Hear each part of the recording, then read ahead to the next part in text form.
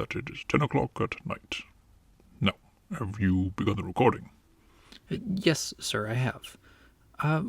Why do we need to have to note the time? With odd suspicions and the like, I know about the whole witching hour theory, so is it like that? Similar to it. Once sunset has arrived and night has officially settled in, there is a rather unusual sensation to the air around Potter's Hill, an ancient breath that could whisper horrors from all the evils it has seen. If only we could ask it, sir. This is no laughing matter, Apprentice Emmett. The mountains are old, and the woods hide their secrets. And with that being said, perhaps we should settle into our next entry. After all, it is set in the nearby forest. Very true, sir. Okay. We, being Emmett Johnson and... Not so loud! They might hear us. Remember, the night brings peculiar events, and with proper auras, hidden voices. Of course, sir. I'm trying my best. I'll get the hang of it one day, perhaps. Then let's hope it's tonight. Commence entry number 005 when you are ready.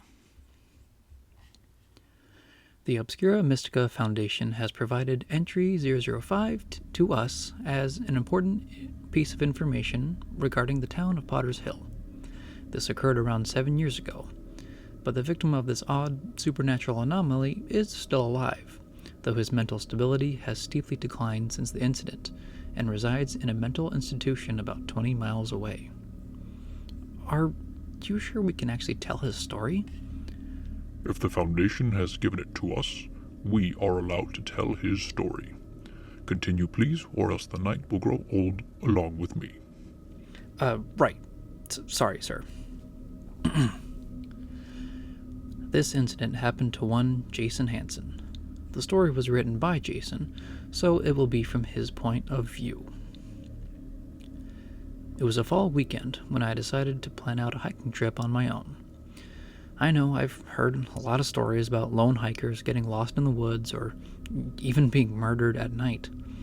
The scary stuff that keeps people up at night. But I was young and felt brave and wanted to spend some more time in nature. Just me and the trees while I walked at my own pace up the slopes of a mountain. It felt so incredible just thinking about it, even before the trip. I had spent the last couple of years working every day with overtime on top of that. I had my local bike trails and a nice river nearby, but nothing beats the adventure when you're really outdoors in the thick woods, wandering the trails of animals rather than humans. And that's what I wanted, a break from reality. To hear the quiet whispers of the wind, listen to the small chitters of songbirds or the screeches of owls and hawks, the rushing water of clear streams rippling over loose stones and... getting lost in that sense of ultimate relaxation, at least for me. Anyway, after I had planned my weekend vacation for Potter's Hill, this small town by the mountains that I had really only heard in passing, I was anxious to begin. Arriving at the woods wasn't anything weird. There was an outdoor shelter area with a small family, a bunch of couples that were arriving or departing from the main trails, and I even spotted a group of bikers doing some sort of marathon. With a bright sunny day and a slight breeze through the green leaves and packed branches, it was the perfect morning to set out. Following along the main path for about half an hour, there were joggers and bikers and dog walkers alike. It was fine, but then I found the first off-trail path. No signs or markers, just a path that veered off into the woods. I immediately took a fast pace through it, and before long, the talking of people and barking of dogs were replaced with the songs of birds and the rustling of squirrels. I took my time with my pace now, since it was just me.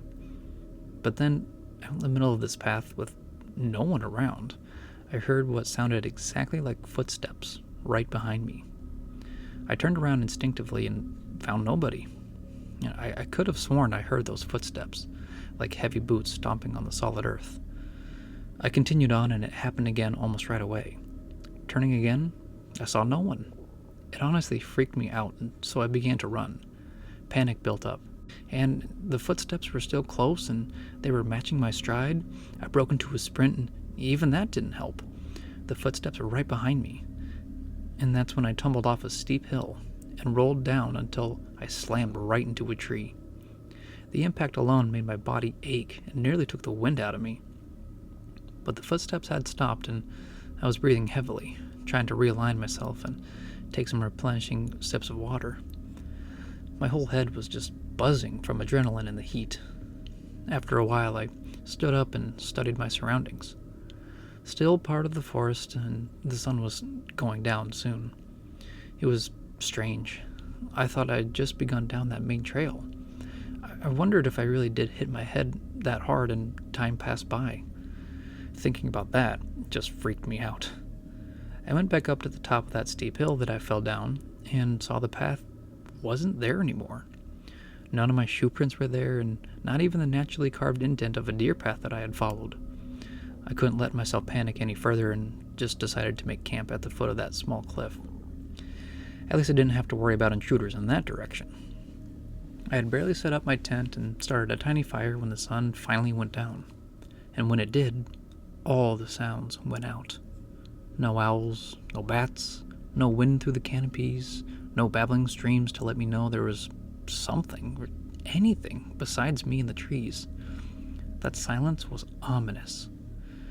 During that night, I tried staying up as long as I could, but my body was so worn out that eventually I did pass out, and to my mistake, with the tent flap slightly open. It was in the middle of the night, maybe around 3 or 4, that a weird sound woke me up. It was like a choked call, gargled and quiet, but it sounded like it was coming from around a tree in front of my tent. After that sound came an eerie whisper, or one that resembled one. It was dry and scratchy and didn't say any words, but maybe it was trying to.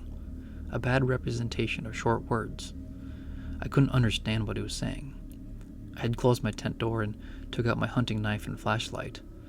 Now, I was awake, wide awake, and I couldn't let whatever it was out there to kill me. It was a horrible time until morning came. I heard the same sounds twice before everything suddenly resumed to its normal state. Birds chirped at sunrise, animal movement along hidden trails, and the bright sunlight streaming through the leaves. I hesitated for a moment after I packed up my equipment on whether or not to pack up the tent. Eventually, I did begin to unfold the tent, but there was another slightly odd incident. When I was folding the last flap together, a sudden gust of cold wind blew it up, and where I totally swore that I saw a shadow of a hand gliding down the fabric. But when I got the tent together, nothing was there. I sped up that same hill and began to follow my compass west. At least I had an actual direction. For now. I tried following what I guess was the original path from the day before, but it led me to a wide stream, almost a river, where piles of large flat rocks jutted into the water. I walked up to the edge and splashed my face with the cold water. It felt refreshing, but even that slight second moment where my eyes were closed, I had that creeping paranoia that someone was behind me, watching my every move. I checked my compass again. Still headed west, even though no signs of trails or people were here. I went on feeling a little hazy in the head. Maybe I was just confused and mixed with the heat and last night's encounter. My mind was playing with me. That kind of came into play too when I came across the same rock formation nearly an hour later. The same stacked rocks, the same gentle stream. Everything was exactly as it was when I had splashed my face earlier. I panicked and checked my compass again. Still pointed to west. But when I moved my body around, the compass remained pointing west. No way I had gone in circles. I was an experienced hiker, and this didn't happen. And then, of course, while I was panicking and spitting around like an idiot, I heard that same gargled voice from the night before, closer this time, and I could hear its raspy breath following after its strange call. This time, I barely saw it, but it was something. A thin gray arm reached around a faraway tree. Its fingers were thin, and it had black talons as fingernails. I only saw it for a few seconds before the hand curled away and vanished behind the tree. That sent me into survival mode. If I hadn't been heading west, then perhaps I could change my course and go opposite. I didn't need my compass anymore if it didn't work. I crossed the stream around noon, as the sun was at its highest, and plunged back into the woods. I knew that great creature was following me now. I knew I couldn't sleep that night. I knew I was being hunted. The rest of that day was normal. No weird noises, no guttural calls, no creepy taloned hands. But as time does, day shifted to evening, and sunset was close. I kept my knife close, and regretted that I didn't take my gun this time. Normally I'd choose not to, but of course now it was a vital mistake. Just like before, the sounds of the forest gradually softened until only my footsteps could be heard. There was wind, but I couldn't hear it in the trees. There was water nearby, but no noises of its currents. Dead quiet, except for me. And then I suddenly had an idea. It was crazy because I knew I was being hunted, but I tried it anyway. I stopped in my tracks, standing completely still, and slowed my heavy breathing. Waiting ever so patiently, I eventually heard the same awful gurgling sound and the same raspy whisper, trying to say words but never getting them out. And then I finally saw it, the creature that was hunting me. I saw it first from the corner of my eye, the same gray arm with black taloned fingers. Only this time, the creature came out and began to crawl on all fours. It was humanoid in form, 2 arms and 2 legs, but it still crawled on all fours. It had pale skin, but in the shadows it was more like an icy blue. It had loose, stringy black hair, and it always had its jaw open, a black hole with a row of jagged teeth, dripping with drool. And its eyes were not normal. In fact, I don't even recall seeing actual eyes. It was more like it had sockets that dug into the skull. The eyeball itself was vacant. As I watched it, I studied the breathing pattern. The gurgling sound was its exhale, and the creepy, raspy voice was its inhale. I watched it crawl on the ground, sniffing the soil and sticks. It was looking for me through scent and sound. I suppose since I was in the forest for so long that the smell of leaves and trees was all around me. After a long time that felt like hours, I saw it crawl into something in the distance. A hut made of mud and sticks, dug into the roots of a tall oak tree. There was even a small door that the creature swung open and shut, and I thought I saw tiny windows too. On the door was this weird symbol, painted in red. 2 triangles. The top one was upside down with the point down, while the bottom was right side up. A line was drawn straight through both triangles, and the bottom sides of the triangles jutted out irregularly. But I wasn't there long to see the fine details from inside that hut. Once I saw a tiny fire light from within, and the door swinging shut, I booked it to any direction away from that cursed land. Maybe it was luck or some sort of divine intervention that eventually, on the sunrise of the next morning, I quite literally stumbled upon a road. But of course, even before that, I heard that same pattern of footsteps right behind me. I didn't hear that creature's voice or sounds, but the footsteps were there. I ran as far and as fast as I could, and ultimately took another tumble down a steep hill, where I rolled and tumbled until I hit something hard on flat ground. The rough road of the local highway. I looked up and saw nothing following, but I still ran down the road until a truck driver spotted me and gave me a lift to Potter's Hill. That entire day I had to gather myself. It took all day to make sense of it all. I still had to get back to my car, parked right outside those woods. But did I really want to? Did I want to risk that entity stalking me if I came close to the woods? Well, perhaps my car is still there, because I didn't go back. I never returned. Now, the Mystica Obscura Foundation has provided us with further information regarding Jason Hansen as he was locked up in the asylum. Again, are we allowed to... It is part of our assignments to read the full report. Go on, Apprentice Emmett. We must know what happened to this poor soul. I suppose, sir. Nearly a week after this incident with the great creature, Jason Hansen was handed over to the asylum for peculiar behaviors. Some of these behaviors escalated to violence on a paranormal scale: levitation, unusual strength, and the ability to talk in tongues.